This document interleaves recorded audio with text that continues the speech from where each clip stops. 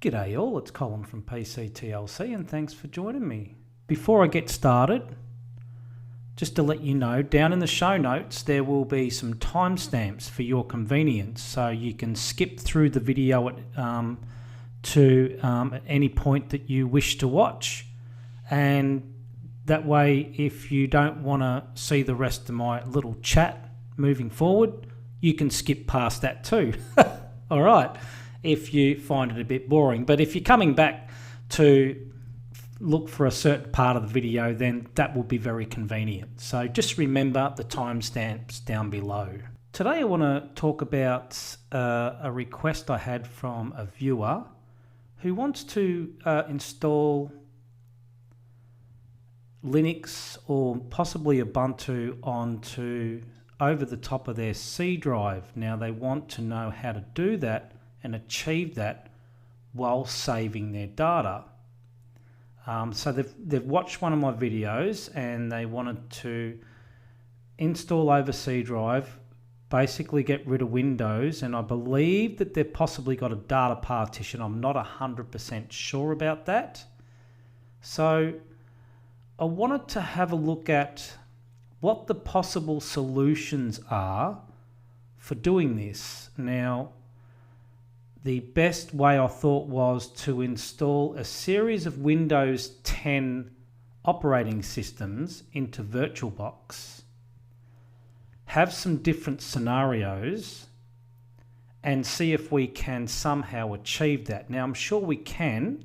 It just depends on the very first one, which is probably if you have all your data in your Windows operating system within your pictures and downloads and documents and videos and so forth, then we can possibly shrink the disk and try and fit that data into that part of the disk which we shrink. And we can either make that an NTFS or an ext4, the part that we shrink. More than likely would have to be an NTFS. Now I'm talking here probably if these people don't have a backup disk, a USB backup disk. I'm not sure or not. So we're going to try and do that from a perspective where we copy all the data from the Windows documents and videos and downloads and so forth and put it onto the bit that we shrink. Now it'd have to be NTFS or FAT32. Just keep in mind, FAT32 cannot handle files any bigger or larger than 4 gig. So that sometimes can be an issue. It just depends what type of data you're dealing with. If you're not dealing with very large images, it would have to be a pretty large image, but or large video files, then you should be okay.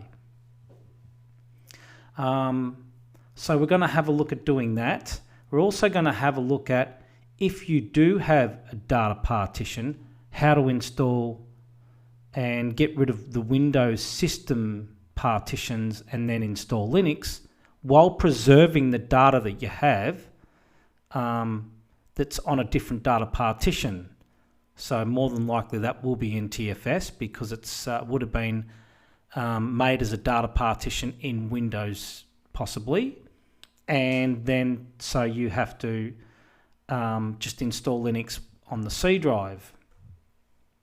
So that's another scenario. The other scenario is another data partition where somebody has changed the location of the videos and the documents and the downloads and all that, because you can change that location to the data drive, and you can actually, instead of it being C drive, it can be D drive, and it's like a link in Linux, like creating a link in Linux. But with Windows, if you do this, and from my experience, if you do that with a separate hard drive or possibly even with a separate partition, if you do not undo that link before you do anything like installing over the top of the Windows, then that partition may be useless to you. I've done that to a hard drive and it was useless to me Windows took control of it. It's got all the data on there. I'd probably have to copy it back over to another hard drive. I would probably have to format that hard drive and then reconnect it again, because from experience that's happened to me.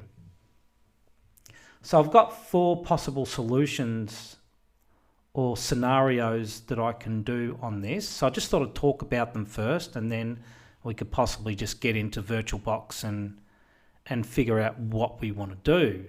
So that's 3 scenarios. I just cannot think of the 4th one at this point in time, but there was a 4th one, but there was 2 different data partitions. The separate data partition is the easiest one.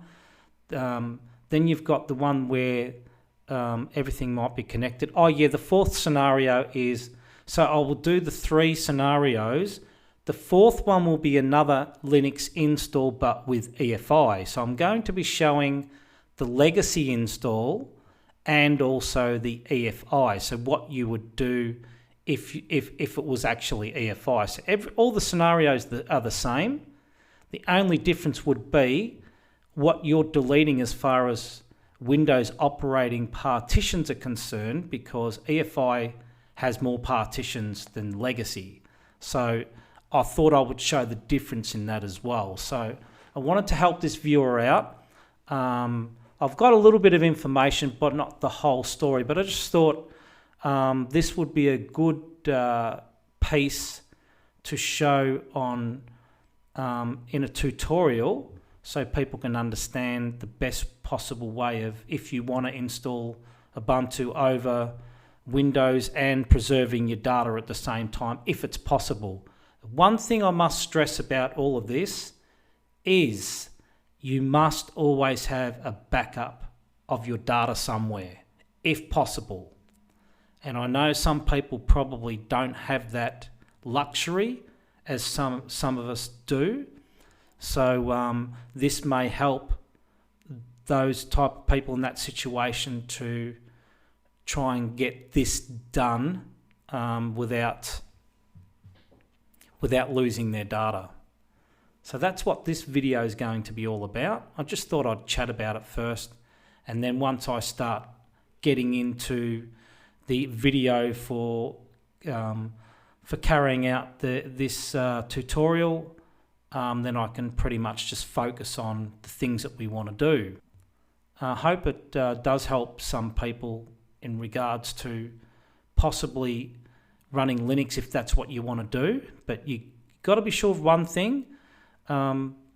If you have not tried yet, if you're going to go down this path, you are best to try Linux in a VirtualBox first, and make sure it is what you want, because if you don't have any data backup plans, which you should, if you can, if you have that availability, you must have a data backup plan, because if you don't like Ubuntu, or you don't like the one you're installing, or you just don't like Linux altogether, that might make it a little bit difficult to be installing Windows again. Shouldn't be too bad, but make sure it is what you want to do first. That's the best thing. So make sure you understand the desktop environments, what you want, and you will only know that by using it, and the best way to do that is in VirtualBox within Windows, and make sure this is the environment that you want. Make sure in VirtualBox you get the full screen running with all the extension packs and all that, and make sure that you've got all your guest editions installed in your VirtualBox. You can get full screen. You can make it feel as though it's... Once you get that full screen going on a VirtualBox, then you can get a real feel of what the operating system is like. And you may want to tinker with a few different operating systems to make sure it is what you want. So they're just some logical explanations that's best to save you some headaches in trying to reinstall or going back to where you were, because it's better off if you do try these things first, because you save yourself a whole lot of headaches, and you can effectively run Linux in a VirtualBox under Windows and do most things you need to do. You can even write to USBs if you want, and there's a lot of things you can do. So just the day-to-day runnings, you could use it, you could log into it every day, use that, and if your computer's powerful enough anyway, and just make sure that's exactly what you're after before you do anything, and the desktop environment as well. So I hope you enjoy this tutorial, and we'll get started on jumping into VirtualBox and running through the possible scenarios. So here we are in the desktop. This is my Debian SID unstable install, which has been running quite well. So what thought I would talk about first up is this website here. If you do not have a computer strong enough to run VirtualBox in a virtual machine, well, this may be your next best answer. Distrotest.net. I think we were discussing this not too long ago. Now, this site here allows you to try a lot of different Linux distros.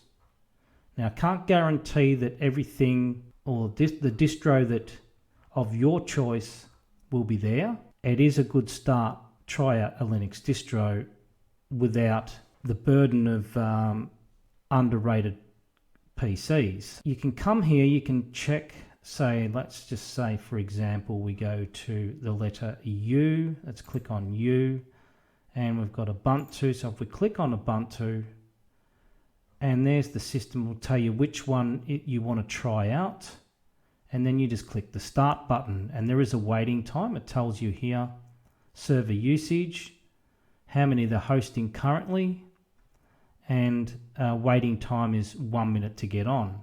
So it gives all the Ubuntus there that you could try out. So that is another option for people who don't have the resources within their computer to run VirtualBox. So keep that in mind. That is another option. So this is VirtualBox. I have my Windows 10 here, and I may have to do this over a couple of days. I don't believe I can do this whole tutorial in one night. So I'm going to start off with this Windows 10 here. So we'll arc that up. And I won't bother taking you through the boot up sequence. Okay, so here we are in Windows 10. Now I'm going to open up the file browser. Now what I've got in here is in the home folders, downloads. I've got some data there, my Etcher, all my Etcher downloads, Kdenlive downloads, and so forth. And also documents. I've got some documents there, Cherry Tree documents, Debian documents, and I've got something in each one. Now this will be the same for every install. Got some music there, pictures, Charlie Henson, Ubuntu wallpaper, Carl Schneider, just some pictures from these guys, some pictures I made myself. Done a few of those in GIMP, just messing around. That's forget that. Yeah, all right, when you're ready to show me something, the Windows photo viewer's slow as. And videos. So I've got some Linux bash videos there that I downloaded. So as you can see, I've got something in each one. So now it doesn't matter whether the data is 600 gig, 600 megabytes. What's most important here is that data is still there when we're done. So that is the most important thing. Let's get started on this. What we need to do is we need to go to the menu and right click and go to Device Manager. Sorry, Disk Management.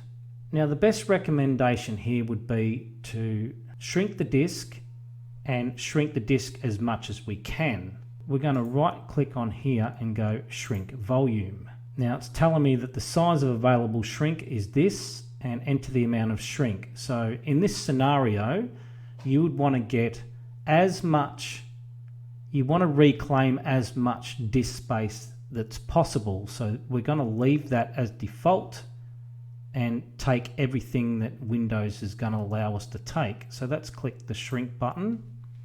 And as you can see, it's made an unallocated partition space of 45 gigabytes, and the remaining on C drive is 13 gigs. So what we're going to do there is right click that, click new simple volume, next, next, assign the following drive letter. D is not available, so we'll make it E, next. Now this bit here I cannot tell you what you want. If you don't deal with files any more than 4 gig in size, you can go exFAT, which is FAT32. So I believe exFAT is a modern replacement for FAT32. I just had a look at that online, just check that out, just so I could sort of give you the correct information. Never really looked too much into exFAT, but you could use that if you only want like a FAT32 type system. In this scenario, I'm gonna use NTFS. That way it covers, Ubuntu can read NTFS, Windows can read NTFS. You can take file sizes larger than 4 gig if needed. So it covers pretty much all scenarios anyway. And then we click finish. Now we have a healthy primary partition there, NTFS, so that's all done. So now what you could do in this scenario is go to this PC. So now you can see our C drive is just about all full. It's gone into red. Nothing much to worry about there at the moment because we want to get rid of C drive anyway. So we probably should have taken a little bit more notice of the size of the system disk there, because we definitely probably want more than 13 gig for Linux. This is a virtual box, so I have made it slightly on the smaller side, but if you was running a 1 terabyte disk, you probably still end up with maybe 100 and something gig anyway with this, which is more than enough. 60 gig is more than enough to run a Linux system. And if you do have a data partition, then you can put all your data on there anyway. So 60 gig I would recommend minimum. So we've got our new healthy partition here. What we'll do is open a new window. So what I'm going to do here is open up the new partition, and I'm going to copy documents,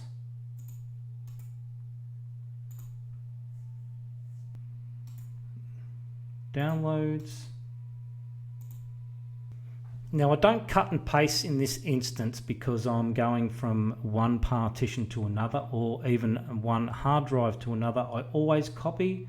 If something's to go wrong, you can always cancel it and try copy again, but at least you didn't move your data into a black hole of space, which sometimes concerns me if something does go wrong through the moving process. So the downloads is the biggest one. I'll copy the music over as well. Pictures.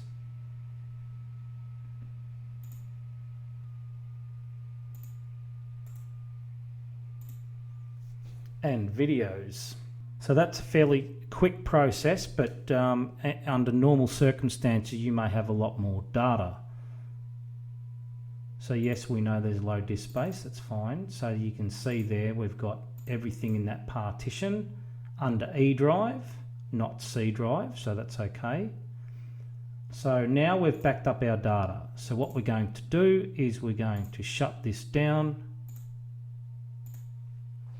and we're going to attach in the storage here, we're going to attach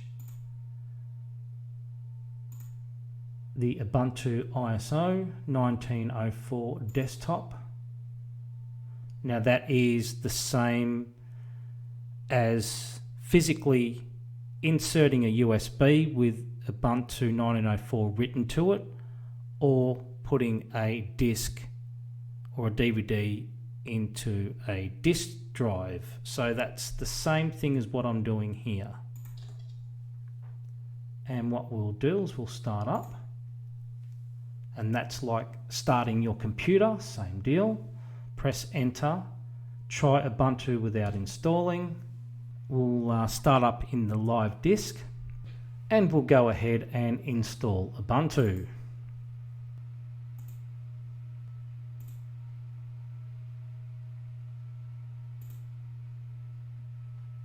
Recommended install third party, which installs your graphics, and probably I think now it also installs some of this is proprietary.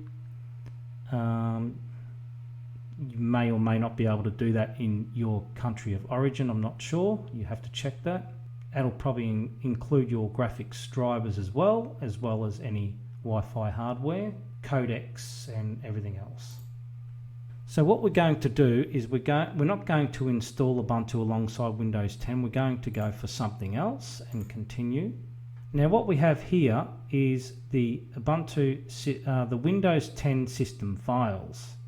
Now if you have a look at this one here, it's 49 gig, it's NTFS. That would be the data partition that we just created by shrinking the volume. As you can see, it's 49 gig, so it's important to note down the size of the hard drive, and you can see it's been used 2.5 gig already, which is what I copied over. So these two here are the Ubuntu, the Windows system files, the operating system. So I'm going to delete this one, so hit the minus button. And we're going to delete SDA2 as well, without touching this because that's our data. So now what we're going to do is we're going to use the free space. We're going to click the plus button, 15 gig, ext4, mount point is root, and click OK. That means when the whole mount point is root, that means all your documents and all your home folders will be under root. So that's okay, you can link them up to this one if you want, or you can just auto mount this one. So that's install now, continue that. As long as you have nothing ticked here on this one, your data partition will not be touched. Perth, Australia for me. I'm going to go for PC TLC on this occasion. PC TLC, VirtualBox, PC TLC.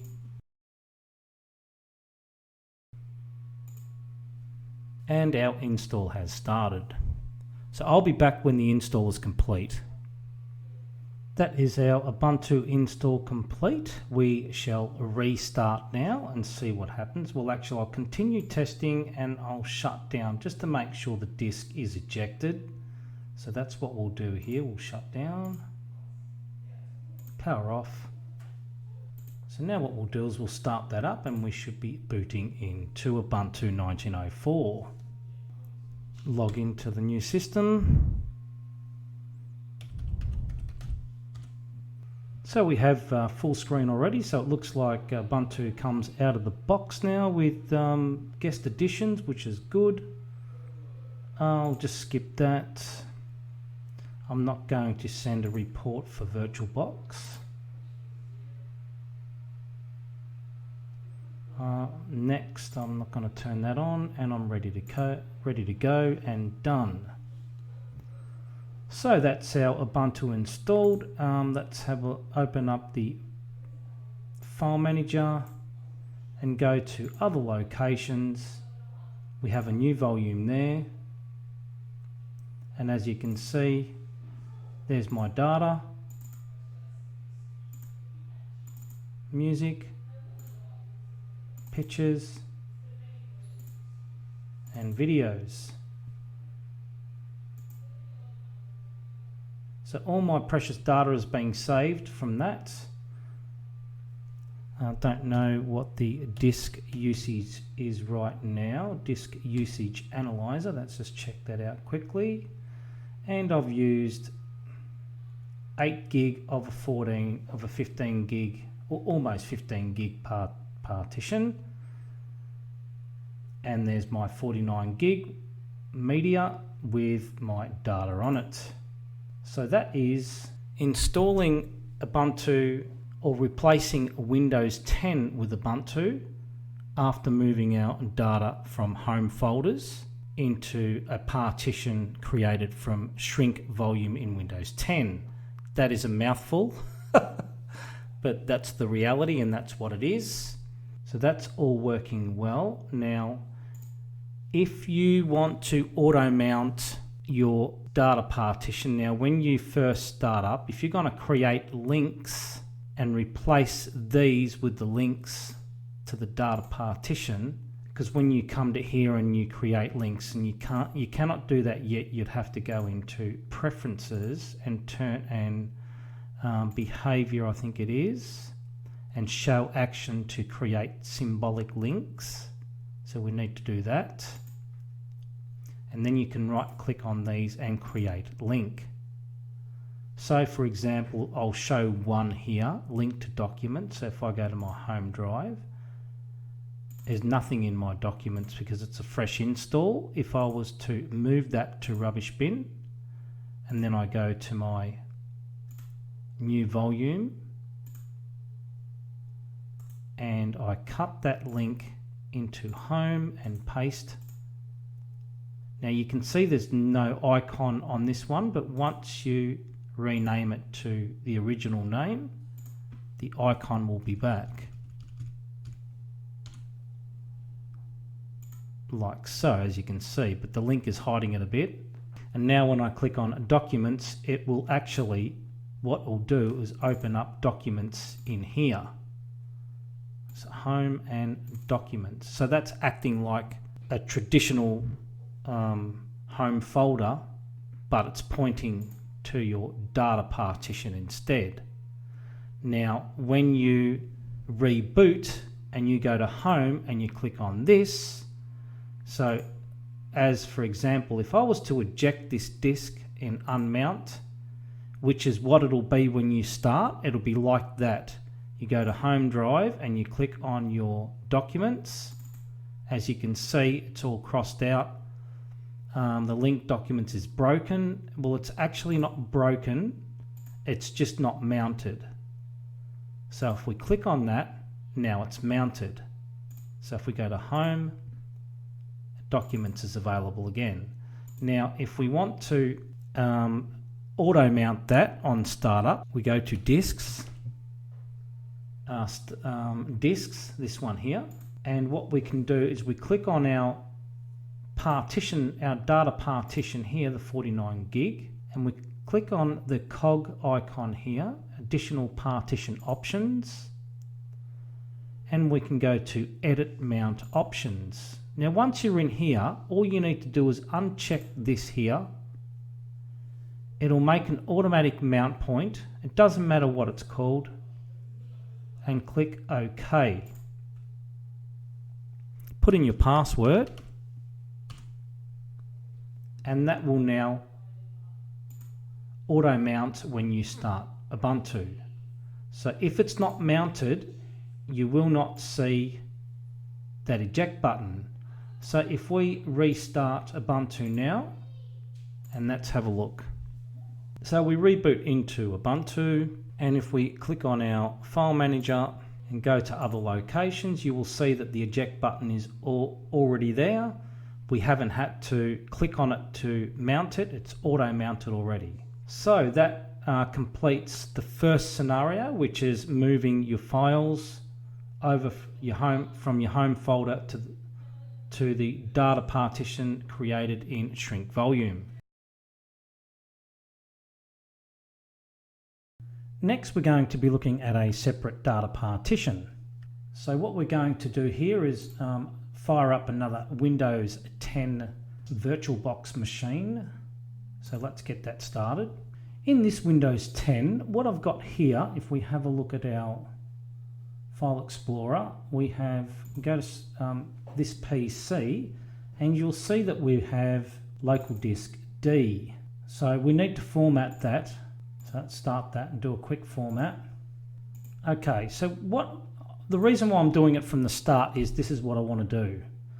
I want to copy, so we'll open up another window here. We'll make it downloads. We'll do. So actually I'll go to this PC and we'll copy the folders. So copy that to D drive and paste.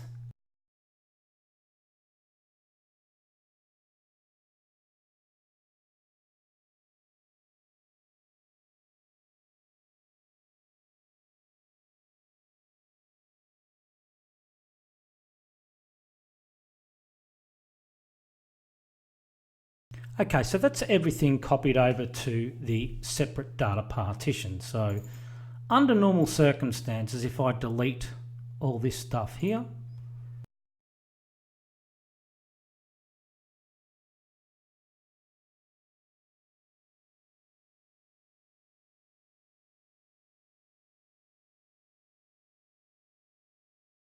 so now what we've got is we've got an empty documents and empty pictures, empty music, everything's empty. So what we'd normally be doing if someone's got a separate data partition is putting most of your data on the separate partition and work like that. So that's what I wanted to simulate here. So what we're going to do is we're going to install over the top of Windows while keeping this data here in D drive intact and untouched. So that's the plan. So everything, so if you've got say Windows 10, you're running it, it's your C drive and your program files and so forth, and you've got everything else that you download, your music and pictures and videos all in there, and that's all preserved. And you said you want to install Linux on your computer, you want to get rid of C drive, you want to get rid of Windows altogether. So what we do is I'll shut down and then we'll boot into the live environment of Ubuntu and we'll go from there.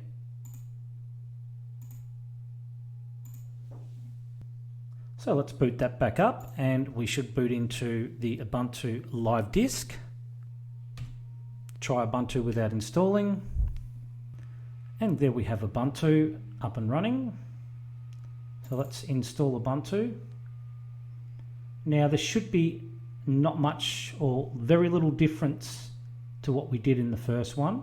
The only difference here is we didn't shrink the disk in Windows 10, and in reality, if we already had a separate partition, we would not have to copy all the data over because it would have been already there.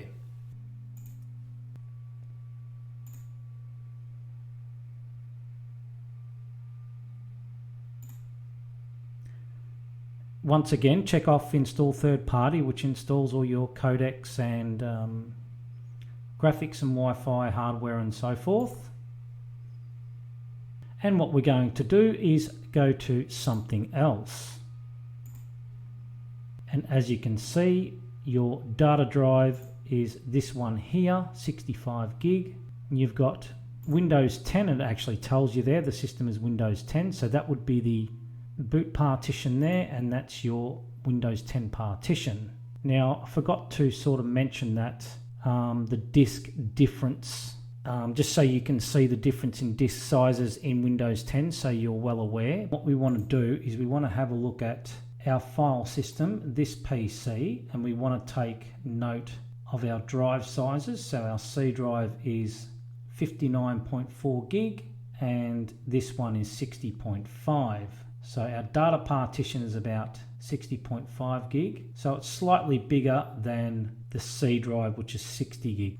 Now see this, the disk size reported here is different to what it was in Windows. That's our data partition because it's further in at the end of the disk. That would be the Windows boot partition, and that's the Windows system partition, and it's slightly smaller than this one as we've seen in Windows 10, but a lot smaller than what it was reporting in Windows 10 though, so that's a very slight difference. So what we want to do there is delete Windows 10 system partition, so we click minus on that, and we'll delete this one here, which is the Windows system partition, and this one here is our data partition, so we do not want to touch that one. We leave that one alone. So we go to the existing free space, we click on the plus button, remembering this is legacy, so we're going to just choose the whole disk there. We'll choose primary partition, beginning of space, ext4, and the mount point as root, and take up the whole disk. And device for bootloader will be device SDA, which is everything's on the one hard drive, and SDA is the start of the hard drive where your master boot record is kept, and we can install now. Continue that. For me, Australia, Perth.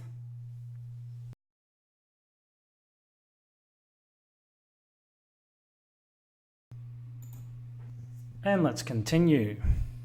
That completes the install of Ubuntu, so we'll restart now, and well, actually no, I'll continue and shut down and make sure the disk is ejected.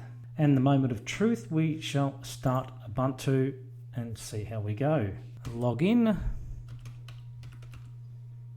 And we are in the first boot of Ubuntu. So what we should have in here after we do the formalities, I'm ready to go. So let's open the file manager, and we should find in here that we have other documents, and there's the 65 gig volume. Now that should have our data in there, and there's my data. All safe and sound with no problems at all.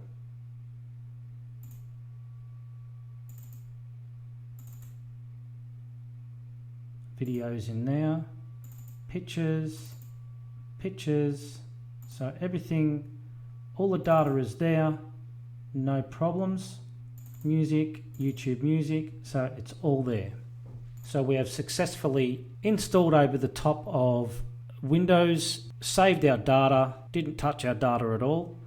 Now I don't know if gparted is still in here, probably isn't. No, it's not. Although we've got disks. So let's try that. Let's have a quick look at that. It doesn't matter how you represent this, whether it's looking down or looking across. Your system files will always be at the start of the disk. That's why I knew the first two partitions were Windows, and the third one was the data partition. So in this case now you've got one partition only for Ubuntu, and then you've got this one here with your data, and that's an NTFS, as you can see, and that's the best way to work it out. That is the completion of installing Ubuntu over Windows 10 with a separate data partition. So we will then look at another scenario very, very similar to this one, but however this next one will differ slightly.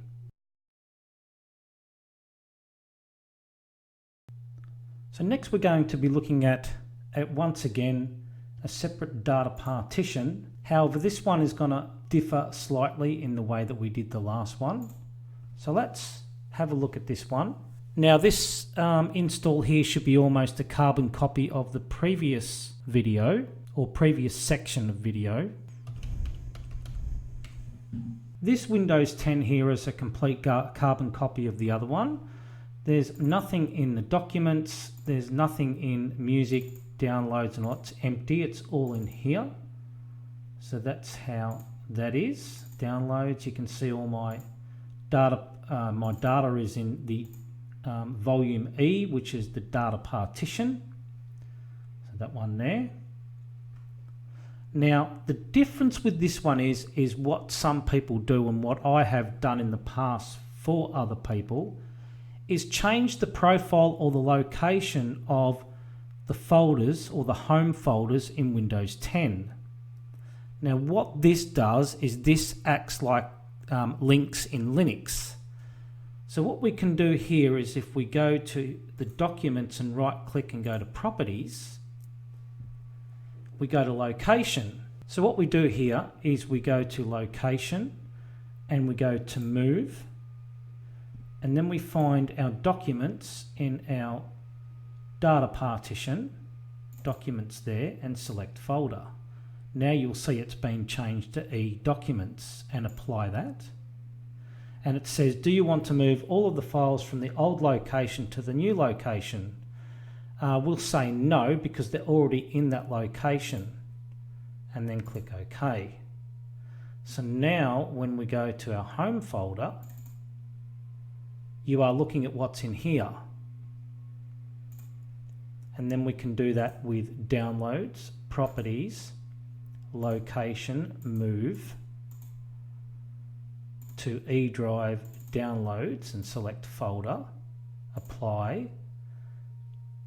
And it says we recommend moving all of the files so that programs needing to access the folder's content can do so. We're just doing basic documents and so forth, so we'll just say no because it's already in there.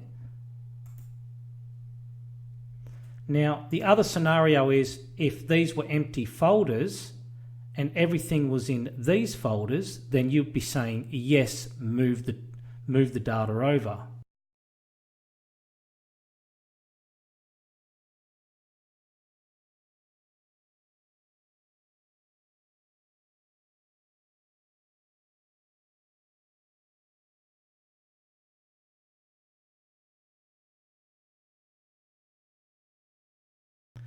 So in theory, now all of these should be pointing to these over here. So if we go to downloads, there's my downloads, music, there's my music, pictures, and videos. Now, it doesn't matter how you set this up. What is important about this process here is if you are going to install Linux over Windows 10 with this scenario, and you have somehow this scenario set up. Now it didn't matter whether you moved them from here or you did it my way like I just shown you, or you moved them all over when you did it. It doesn't matter which way. What you need to do is you need to undo this process. I have done this and installed Linux on the main system where Windows was, and I could not access the disk because this location had taken over the disk. Now, I believe that we need to undo this process. So I'm going to look at that and location, and we're going to move it back to this PC, C drive, users, PC TLC, documents, and select folder, and apply that. Now it says, do you want to move all of the files from the old location to the new location?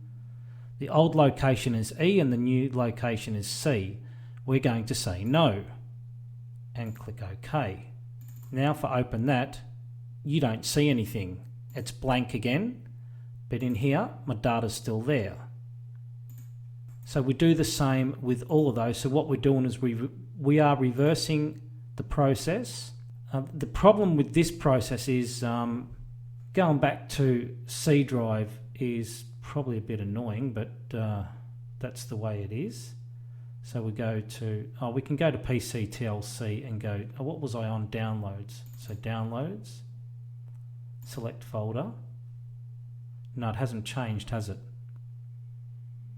So we move, and we definitely need to go to this PC and C drive, users, username, downloads, select folder, and apply,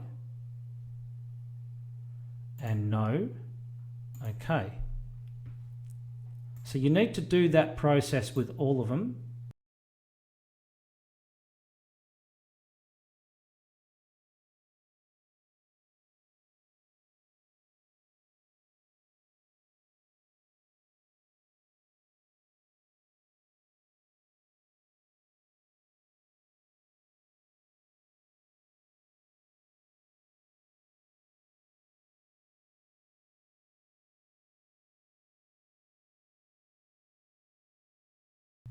Now, in theory, after doing all that, these should all be empty.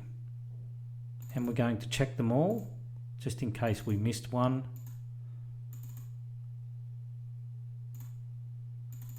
So they're all empty, and we should find that in our E volume that everything is still in there. So we have changed it back. And we have all our data there, so not a problem. So if you do not move, if you don't change that location or profile, whichever you want to call it, then that can become a real issue for that disk. So what we're going to do now is install Ubuntu and make sure that Ubuntu is working and that partition is accessible. Now, when I did it, it was actually a different disk. And that disk was just acting as a partition or as a separate partition, but it was a whole physical disk. So the Windows 10 was on a 120 gigabyte SSD, and the data was on a 1 terabyte spinning disk. So I know that person I did this with is a brother-in-law of mine, and I know that that still exists, and if he ever wants to change it, I'm going to have to fix it. So I know that I have to back up all his data on a separate 1 terabyte hard drive and then reformat that disk. I think that's the only way to change it, unless other people know how that's done. But at the moment, it's running fine for him, so that's all right. So let's shut that down. So we shall boot Ubuntu once again. Try Ubuntu without installing. Install Ubuntu.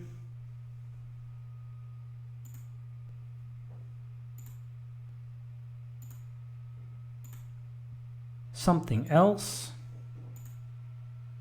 Now, really have to do this install again, and not only that, repeating this process will help you identify the best ways to go about this, but also I just want to show you that the locations were there, and then the process was reversed, and that Windows does install without any problems, and I'm hoping that's what happens.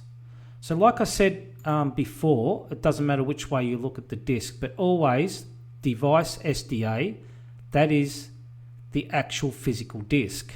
And these are the partitions sliced up like a piece of cake in different sizes. So that's your cake, and this is the different parts of the cake, and they're being cut up into different sizes. So that's the way to look at it. And this is the start of the disk always. So that'll be Windows 10,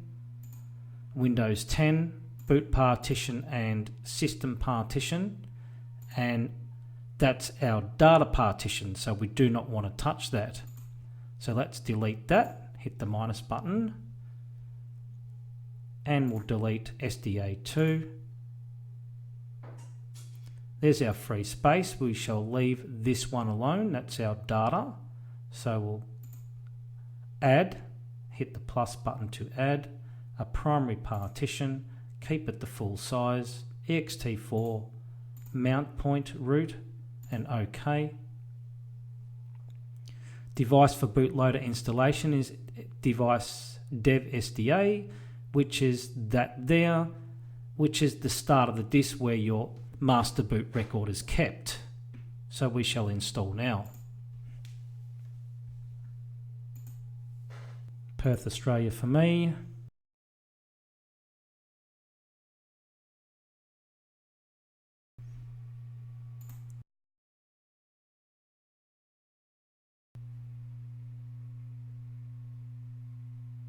That's our Ubuntu installed. We shall continue testing and do a shutdown. The disk is pretty much ejected anyway. Just like to do it that way in VirtualBox. And let's boot Ubuntu again. The moment of truth. And we have booted up in Ubuntu. We shall just skip through this startup here. Go to our file manager, other location, got the volume there, and there's my documents in there, safe and sound, untouched, no problem at all. So that is installing Ubuntu over Windows, but making sure that your location, if you have one set up for your folder locations, has actually been reversed before doing so. So as you can see in this scenario, there is no issues accessing that disk. Now on the one that I've done for my brother-in-law, the problem is if I boot up with a live disk of Linux, the disk in question will not let me access that disk because it has those locations set up. So that completes the install of Ubuntu over Windows with the reversal of the folder location. We shall move on to the next one, which will be again another carbon copy of exactly what we were looking at here, except it'll be EFI.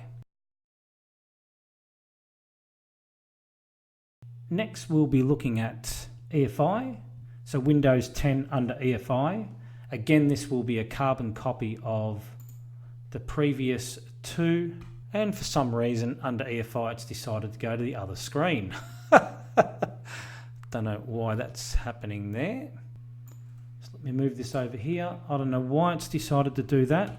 Okay, so we missed the boot, but no big deal there. So EFI, as you can see. So as you can see, we've got empty documents and downloads and so forth, and it's all in here. This is where my documents are. Same as the previous couple of windows I've showed you. The only difference with this one is it is the, if I have a look at my username, wherever that is, PC, there it is, PC TLC EFI. So that's the difference here, it's running under EFI. So I've got my PC E drive with all my documents and the usual C drive and so forth. What we're going to do is shut down and boot Ubuntu once again. So let's start the disk and boot and install Ubuntu again for probably the fourth time. Now as you can see, this is a completely different menu under EFI. So we'll try Ubuntu without installing. Let's install Ubuntu.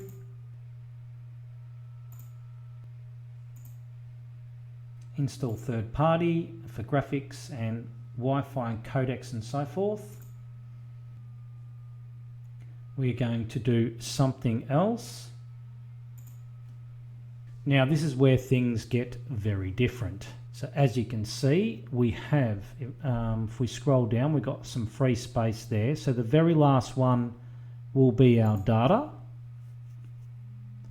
We've got free space here. That will be probably a system, a boot, maybe something to do with boot. You got Windows Boot Manager. That would be the boot partition, I think. I can't remember exactly for Windows. A 16 megabyte unknown, and that's where Windows will be installed. This one here is my data drive, because it doesn't matter how many system partitions window makes. So you got the boot partitions and recovery partitions and so forth. But then you got the system partition where the system's installed. If you've got a data drive on there, it's more than likely going to be the very last one, because a data partition is the last thing that's pretty much done. Because when you install Windows, most of the time it's installed to the whole disk. And if someone's smart enough to go in there and shrink the volume and create a data drive or an extra or a separate data partition, then that would always probably be the last one. It could always be another disk as well. But the best thing to do if you've got a data partition disk, if you're installing if the Windows is a different disk, unplug your data drive, and then just install over the top of Windows, and then plug your data drive back in. That's a simple scenario. So what we're going to do is delete all these system partitions here from Windows. This one here. This one here. And this one here. We've got the free space there, so we're going to install. Now what we need to do here is we are under EFI, so I almost forgot about that. So we need to make a primary partition at 512 megabytes and use as EFI system partition, and OK. And then grab hold of the rest of the free space, plus button, primary partition, ext4, mount point root, and OK. Now the device for the bootloader installation is going to be SDA1 because it's EFI. And with EFI you need, because we're doing something else, we need to create that EFI boot partition. If you did an automatic install, it would probably make its own. And then we install now. And this is our data drive, which has been untouched throughout this whole process. It'll tell you what you've been doing and what you are creating. And let's continue that. So that completes the install of Ubuntu over Windows in EFI mode. Shall shut down and boot into the new desktop.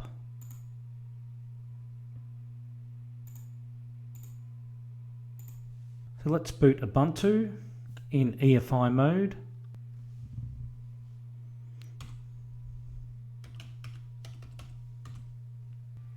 So that is Ubuntu booted in EFI mode. We'll go to the file manager. I will just run through this again. 4th time.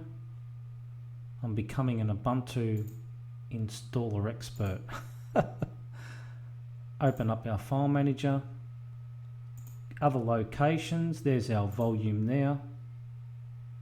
And we should have our data in there, which we do. So our data has been untouched. I've done this many times. And there we go. All data is there, not a problem at all. And there should be nothing in downloads and documents and music and stuff. So that completes the install of Ubuntu over Windows in EFI mode. So that completes the install videos of installing Ubuntu over Windows 10. Most important thing here is back up your data, because you really need to do that. It's important that we've got all our data backed up. Now, these are solutions also for people who may not have that luxury, but they do want to install Ubuntu and make sure it is what you want to install. So that completes all those installs. I hope all those made sense. There's some good solutions there, I suppose, for people who want to try, or they want to get rid of their Windows and install Linux. In this case, we used Ubuntu 19.04 short-term release as our guinea pig. And that all went really well, and as you can see, we kept all our data within all those installs. So that's the way you do that. So hope you enjoyed the video. Hope you found it interesting and informative, and thanks for watching.